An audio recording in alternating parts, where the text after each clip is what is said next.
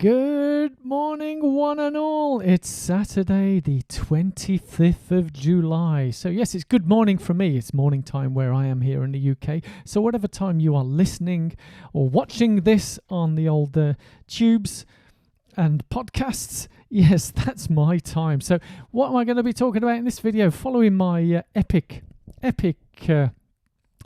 the MAF 5K test, had lots of questions, and I said I was going to be comparing how doing MAF training, slow heart rate training, has improved my speed over the past couple of years. And I was going to show you the analytics of that from 2 years ago, comparing to now and seeing how that works. But before I go into that, I just want to give a big thank you for all you guys who commented and looked at my skinny dipping earlier in the week at the Royal Victoria Docks, and oh boy, it was tough. It felt epic, it felt really good, and I was very happy at the end of it. And as I said, I sort of feel a bit of euphoria, but oh, it was seriously tough. But the comments I had about the peekaboo, the changing facilities, so to speak, because due to COVID, there's no regular change in rooms. But there was this sort of little sculpture item with the old peekaboo thing with that. I needed to change out of my wet running shorts, whatever you want to call them, into my dry shorts. So I'd already taken off those shorts, and yes, it had those little eye holes and stuff, and it was a very clever design, and made by Sitch Designs at Peekaboo Bench, and it showed how to do that. So I was intrigued with the comments from that, and yes, I did maintain my dignity, so to speak, and using the towels. Yes, that I do take on board the comment of putting a towel on that little gap there between the two items, but there was hardly anyone. Well, there was virtually nobody there, so I was quite safe doing that. But in terms of hints and tips, I'm looking for some help. Can you in terms of getting on that, putting on that particular wetsuit, it was pretty tough, getting it on, getting it off.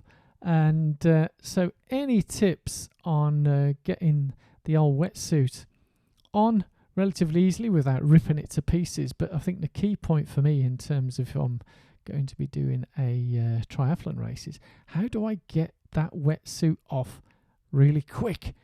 Do I need help from people? Because I found it pretty difficult. It was difficult enough getting it on, but getting it off was well difficult. But yeah, thank you all so much on those comments on the skinny dipping. And yes, it was fun, and I hope to improve. Practice makes perfect. Yeah, so let's keep training. But yes, moving on to the heart rate training.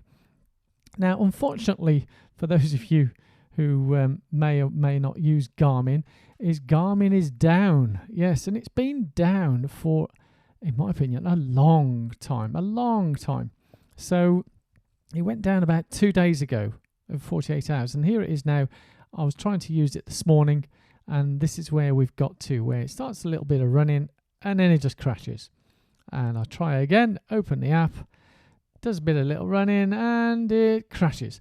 So I closed the app down and started again, and it does a little bit of running, and it crashes again.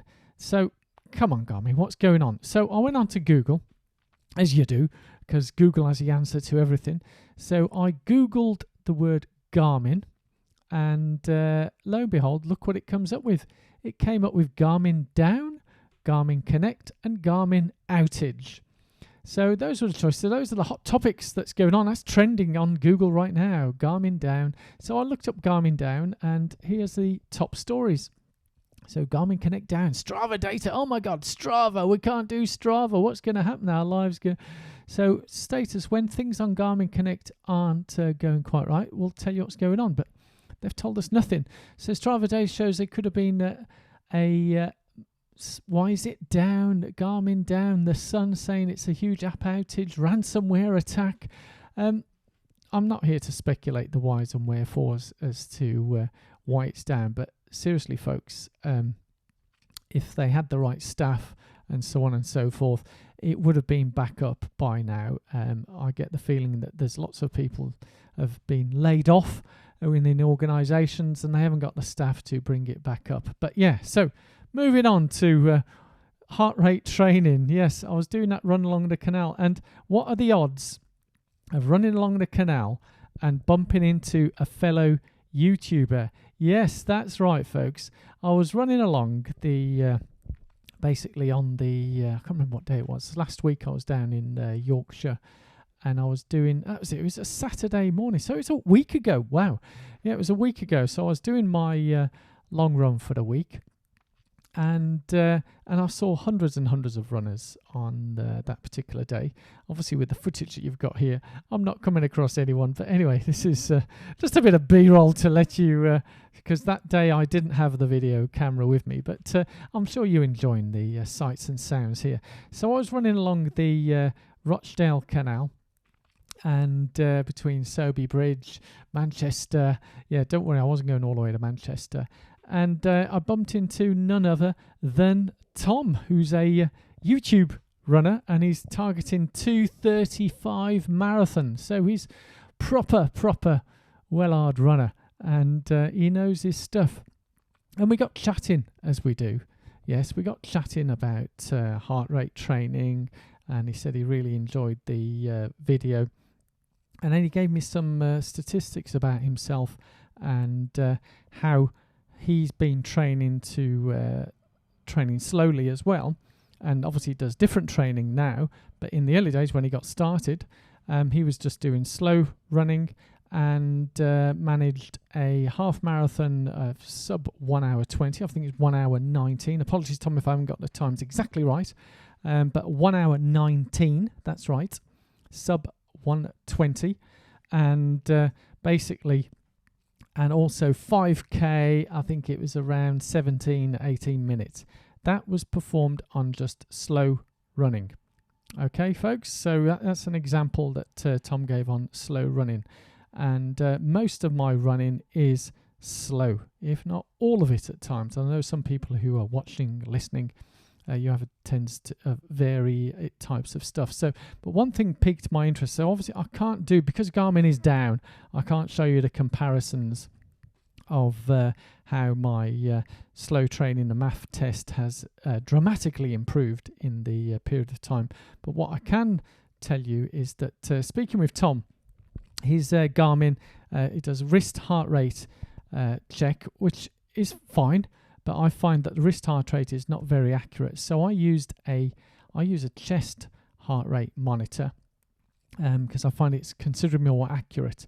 The model that I have for this particular one, other models are available, and if you use a Garmin or whatever, but this one is usable on swimming, cycling, and running. So it is waterproof, and I can use that. There are other heart rate monitors that are purely made for swimming. There are heart rate monitors purely made for running. So it does collect all different types of dynamics. But let me show you how. Here's an example of how the difference is in heart rate. So I'm here with my Garmin watch, and it shows 86, 87 heart rate. So I'm now waiting for the heart rate monitor to attach to or connect with the phone, and you'll see the heart rate suddenly drop. So it's down to 65 heart rate. It's down to 57, 58. So from that, it just goes to show how the heart rate is pretty much, you know, it's what can I say? It's a bit of a difference, shall we say? And when you're running, the difference is even more considerable, absolutely more considerable. So I would highly recommend, if you're doing heart rate training, get a chest heart rate monitor and follow it that way. So, but do what works for you. Slow heart rate training, that's the way to go. So what's a London Underground train got to do with slow heart rate training? Because I'm just going to conclude this particular thing on talking of what's important, what's slow, and I've got a little poem that I saw on the London Underground, and I want to read that to you.